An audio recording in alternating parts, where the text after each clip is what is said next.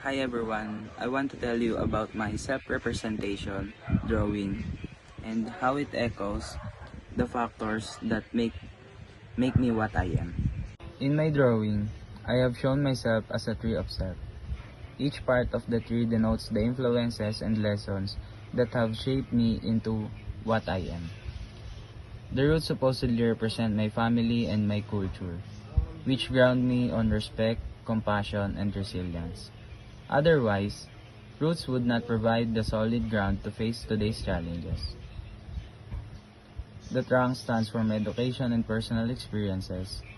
They stood for my self-security and purpose, not really growth, sometimes say, but strength and perseverance. That's the branch. Representing my peers in society, they make me feel that I do not grow alone. My dealings with various people carve my competence to think, feel, and act. The leaves represent my philosophical views.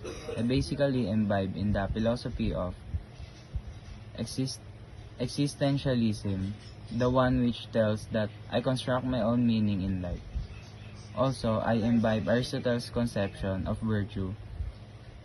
In this regard, I understand that balance and good habits shape the character. Such philosophies influence my decision and the responsibility I take for my actions. The sun above the tree represent my scientific views. To rely on reason and evidence was a foremost lesson that the scientist taught me. Considering my proposition as true or accepting its veracity is a crucial aspect of critical reflection. My learning in psychology has made me appreciate the complexity of the relationship of nurture versus nature. This appreciation in turn generates in me a feeling of empathy.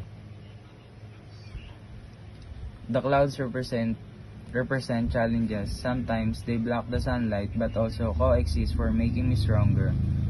They bring a different challenge which pushes me to find new ways of improving myself. So, in summary, this self-tree shows that who I am today is not only influence, but basically everything from roots, trunk, branches, sun, and clouds, all of which are there in co-action. Thank you for listening.